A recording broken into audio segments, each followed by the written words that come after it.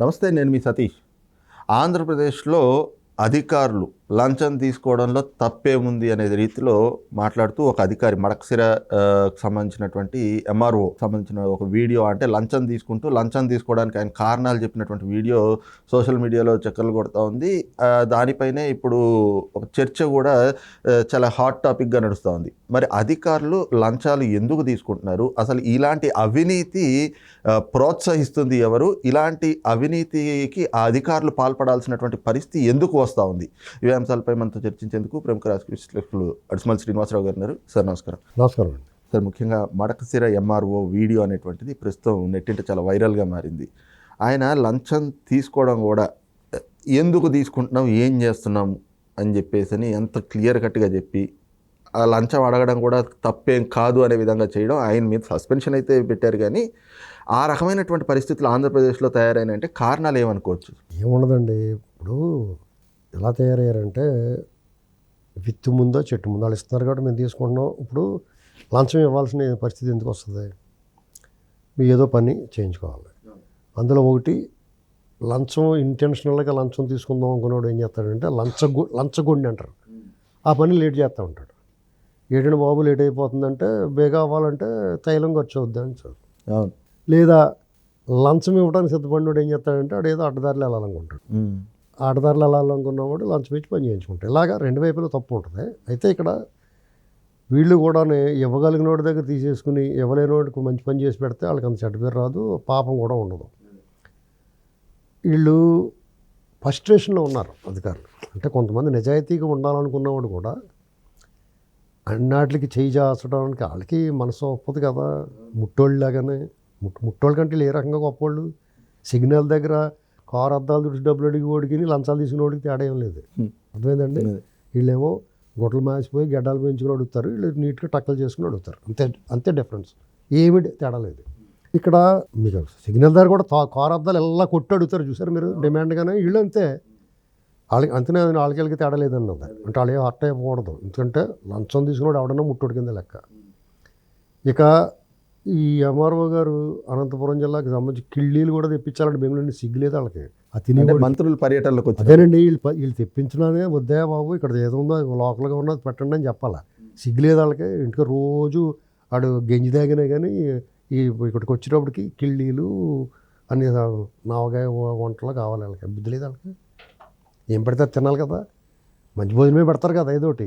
మంత్రి గారు రెండోటికి ఏదో మంచి భోజనమే కదా పెడతారు. వీళ్ళు కూడా సిగ్గు వదిలేరండి.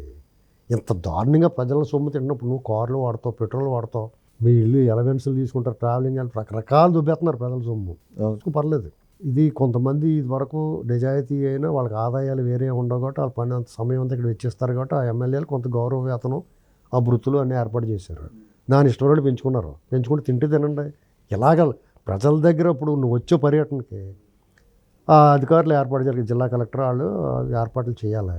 వాళ్ళకి కింద స్థాయి వరకు వాళ్ళకి అప్పచెప్పేస్తారు. వాళ్ళ దగ్గర డబ్బులు ఎక్కడ ఉంటాయి? వాళ్ళు డబ్బులు లేకపోతే వాళ్ళకి ఇప్పుడు ఎలక్షన్ ఖర్చు 40 లక్షలు ఖర్చు పెట్టమన్నారు ఎమ్మెల్యేకి, 40 కోట్లు ఖర్చు పెడుతున్నారు. అలాగే వాళ్ళు చేయలేరు కదా. వాళ్ళకి ఏదో కొంత అనుమతించినంత వరకు పరిమితుల వరకు ఉంటుంది కొంత డబ్బు. వీళ్ళకి మామూలుగా ఉల్లిపాయ పోగొడి ఇవ్వడానికి ఉంటుంది స్నాక్స్లో. వీళ్ళు జీడిపప్పు పోగొడి కావాలంటే ఎక్కడ తెచ్చిస్తారు వాళ్ళు. నిజంగా సార్, అంటే మంత్రి గారి పర్యటనలోకి వస్తే దానికి ఒక ప్రోటోకాల్ మెనూ అట. ఆ ప్రోటోకాల్ మెనూలో కిళ్ళీని బెంగళూరు నుంచి తెప్పించాలి మంత్రి కోసం. అదే ఇప్పుడు ఇలాంటివన్నీ చూస్తుంటే మరి వాళ్ళు అడ్డదారులు తొక్కాల్సి వచ్చినప్పుడు ఇంకా అతను ఫ్రస్ట్రేషన్ ఉంది కాబట్టి ఇంకా లిస్ట్ చదివేశాడు. ఈ విషయంలో అతను చాలా నిజాయితీ పరుడు కింద లెక్క. అతను సస్పెండ్ చేయకూడదు, ఆ జిల్లా కలెక్టర్ని సస్పెండ్ చేయాలి. నువ్వేం చేస్తున్నావయ్యా ఇలాగ డబ్బులు, నీ నిధులు లేకపోతే నిధులు లేవని చెప్పాలి. నీకు ఆ స్థాయి ఉంది. ఆ జిల్లా అధికారి మంత్రి గారికి చెప్పి మన దగ్గర డబ్బులు లేవండి, ఏమన్నా మీ ఓడి చేత పంపిస్తే మీకు వచ్చి పెడతామని చెప్పాలి. మీరు ఎలాగో బోడం దుబ్బేస్తున్నారు కదా, ఇసుల మీద, మట్టి మీద, మశానం మీద, ఇన్నాటి మీద లాగేస్తున్నారు కదా. ఇది కూడా ప్రజల రక్తం తాగేయటం. ఇప్పుడు ప్రజల రక్తం తాగటమే కదా. అక్కడ ఏదో పని మీద వచ్చాడు, రైతో ఎవరో ఏడో ఓ పని మీద వస్తాడు. అతను నువ్వు డబ్బులు తెస్తానే కానీ పని చేయనంటే వాళ్ళ బ్లడ్ స్ట్రా వేసి తాగినట్టు. ఇప్పుడు మెల్లగా గ్లాస్తో తాగాలంటే ఒక్కో సిప్పు తాగాల. బ్లడ్ స్ట్రా వేసుకుంటే సర్రమని పీల్చేయచ్చమాట. వీళ్ళు బ్లడ్ వేసి తాగేస్తున్నారు. ఈ స్ట్రా తోటి తాగి అతను ఎంఆర్ఓ కనిపించాడు. కానీ యాక్చువల్గా ఎంఆర్ఓ చాలా నిజాయితీ పరుడు కాబట్టి ఇదిగో మా తప్పు లేదురా బాబు, ఈ అందరికీ వీళ్ళకి ఇలా చేయాల్సి వస్తుంది, మేము మేము ఎక్కడి నుంచి తేవరా బాబు అని చెప్పి అడిగాడు అతను. అదే అన్నాడు ఆయన. నేను ఈ విషయంలో అతను చాలా ఓపెన్గా చెప్పాడు.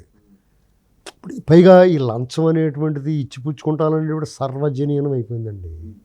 అందరికీ ఇది అలవాటు అయిపోయింది. మీ జీవితంలో మీరు లంచం ఇవ్వకుండా ఒక్క పన్ను ఇప్పుడు క్లీన్గా ఉన్నారా? లంచం తీసుకోకుండా ఎవడన్నా ఉన్నాడా క్లీన్గా అంటే ఎవడో క్లీన్గా ఉన్నాడు.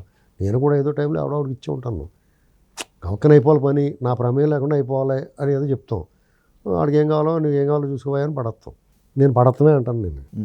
అలాగే ఇచ్చిప్పుడు ఇచ్చుకుంటాడు. ఆడ ఎవడో డిమాండ్, ఇప్పుడు డబ్బులు ఎప్పుడైతే మన దగ్గర తీసుకున్నాడో డిమాండ్ చేయలేడు అంటాడు. కుక్కల పడి ఉండాల్సిందే ఆడెవడైనా కానీ. అంచేత ఇప్పుడు ఈ జగన్మోహన్ రెడ్డి గారి పరిపాలన అయినా లేకపోతే చంద్రబాబు నాయుడు గారి పరిపాలన అయినా ఇవన్నీ ఎలాగ ఉంటాయి.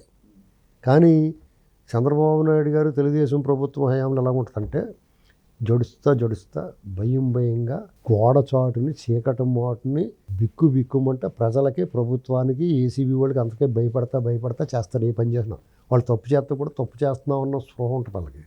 వీళ్ళకి అవన్నీ లేవు, బరి తెగించిపోయారు. అర్థమైందా మీకు?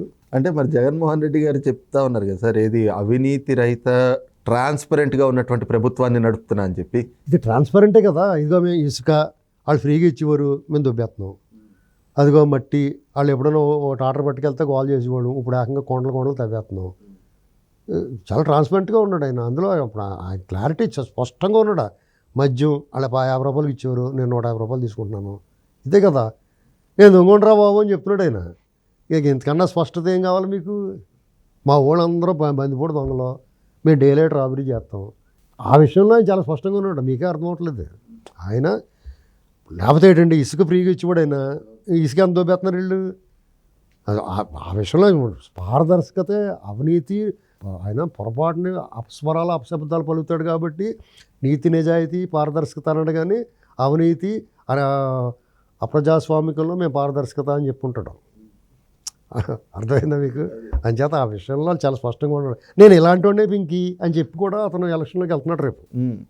వై నాట్ 175 అర్థం ఏంటి?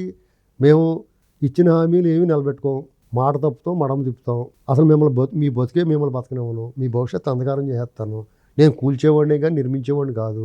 మీకు సిగ్గులేదా నాకు సిగ్గులేదా అనేటువంటి రేపొద్దున భవిష్యత్తులో మీరే చెప్పండి అని చెప్పి ఓట్లకి వెళ్తున్నాడు ఆయన. మరి ఇప్పుడు రేపొద్దున ఆయనే మళ్ళీ పోతాడన్నవాడిని ఏమనాలి మీరు? వాళ్ళు మనుషుల కింద చూడొచ్చా? ఇప్పుడు నీ అభిమానం ఉంచుకో. నువ్వు అతను ఎంతో మంచి పని చేస్తే అభిమానంగా మంచి పని చేయడా ఓటేమని అడుగు. సిపిఎస్ రద్దు అన్నాడు, ఏం చేసాడు? ప్రత్యేక హోదా మెడలోంచి తెస్తాడు, ఎందుకు తేలేదు? ఇవన్నీ వదిలేశారు, మర్చిపోరు జనం. ఎందుకంటే ఇక అనవసరం గోడ చెప్పిన ఒకటి వీళ్ళకి చెప్పిన ఒకటి అని వదిలేశారు. ఇప్పుడు ఆ జనాలకి ఇప్పుడు ఏమొచ్చింది? అసలు ఒకటి అర్థం చేసుకోండి, వాలంటీర్లే మా సర్వస్వం అన్నాడు. వాళ్ళే స్ట్రైక్ చేస్తున్నారు రేపు. ఆశా వర్కర్లు అంగన్వాడీలకి వాళ్ళు ఎంతో ఆశ పెట్టుకున్నారు. వాళ్ళు ఏకంగా చంద్రబాబు పరిపాలన చాలా ధర్మ పరిపాలన పాటలు పాడేస్తున్నారు. ఏంటండి టీచర్లు అందరూ కూడా ఎట్టి పరిస్థితుల్లో 2 చేతులతో ఓటేసి ఉన్నారు ఉద్యోగులు. వాళ్ళని ఈసారి నువ్వు రాని సంగతి చూస్తామంటున్నారు. ఇంక ఇంతకన్నా దారుణమైన పరిస్థితి ఏముంటుంది? అయినా సిగ్గు ఎగ్గు లేకుండా మళ్ళీ అతను వస్తాడని మాట్లాడుతున్నాడంటే ఎవడన్నాను మనిషిని మెత్తినట్ట. ఇది ఆలోచించుకోవాలి ఎవడన్నాను. సార్ ఇక్కడే మీరు చెప్పిన దానికి అంటే జగన్మోహన్ రెడ్డి చెప్తున్న మాటలు అంటే ఇందాక మనం అనుకున్నట్లే అవినీతి లేని పారదర్శకమైనటువంటి ప్రభుత్వాన్ని నడుపుతున్నాం అని చెప్తున్నారు. మరి ఇలాంటి ఘటనలు బయటకు వస్తూ ఉన్నాయి. ఇంకో పక్కన వాలంటీర్లను తీసుకొచ్చాము, అసలు వాళ్ళు వచ్చిన తర్వాత ఎక్కడ అవినీతికి ఆస్కారం లేదు అన్న ప్రచారం చేసుకుంటున్నారు కదా. మరి దానికి ఎలా చూడాలి? మీకు వాలంటీర్లు తీసుకొచ్చిందంటే ఎక్కడ అవినీతి ఉండదు. ఆ వాలంటీర్లు ఒకళ్ళే తీసేసుకుంటారు, ఇంక మిగతా వాళ్ళు చేయటం ఉండదు. అర్థమైందా మీకు? వాలంటీర్ వెళ్తాడు, పెన్షన్ ఇస్తాడు, 2000 3000 అంతా 2500 ఇస్తున్నాడా, ఇచ్చిన తర్వాత 50 ఇచ్చేమని తీసుకుంటాడు అంతే. ఇంకా అక్కడ మిగతావాడికి ఎవడం ఉంటుంది దొబ్బతానికి? అది చెప్పింది అది. మీరు అర్థం చేసుకుంటే మీరు పొరపాటు పడి ఆయన అంటారేంటి మీరు? జగన్మోహన్ రెడ్డి గారు కరెక్ట్గా చెప్తున్నాడు. ఇప్పుడు వాలంటీర్లు వచ్చిందో వాళ్ళే చేస్తారు, మీరు ఎవరో చేయటం కుదరదు అంటాడు. చూసారా? ఆ పనులు కూడా వాళ్ళ చేత చేయించున్నాడు. మిగతా వాళ్ళు ఎవరన్నా రానివ్వటం. ఎందుకంటే ఏమన్నా దొబ్బిది ఉంటే వాళ్ళు దొబ్బనిస్తారు. ఆయన ఏమన్నాడు? మిమ్మల్ని బోళం దొబ్బుకొని ఇచ్చాను కదా, మీకు బాధ ఏంటి, మీ జీతం ఎంత ఉంటే అంటున్నారు. మేము దొబ్బుతాం, దొబ్బన వాళ్ళు ఉంటారు కొంతమంది, మరి వాళ్ళు బాధ ఏంటి అని వాళ్ళు స్ట్రైకిల్ చేస్తున్నారు. ఏవైనా జగన్మోహన్ రెడ్డి గారి పరిపాలన చేత కాదు. దోపిడీ అంటారు నెంబర్ 1. వాళ్ళని మించిన దోపిడీదారులు ఈ ప్రపంచంలో ఎవడం లేడు. అందులో పందెం పెడితే వాళ్ళు ఫస్ట్ వస్తారు. ఎవరి వల్ల కాదు, కొత్త కనిపెట్టి దొబ్బేస్తారు. ఏకంగా సీసీ కెమెరాలు గట్ట తాగట్టేసి డబ్బులు లాగేస్తున్నారంట. వాళ్ళకి ఇంతకన్నా దారుణం ఉంటుందండి. మద్యం ఆదాయం మీద 25 ఏళ్ళకి సరిపడగా అప్పు చేస్తారు. ఇది ఎవడన్నా కానీ కళ్ళ ఊహించాడు ఎవడన్నా? ఇలాంటి అన్నట్లు ఆయన దగ్గర నేర్చుకోవాలి ఎవడన్నా రాజకీయాలు దోపిడీలు గట్రా చేయాలనుకున్నవాడు.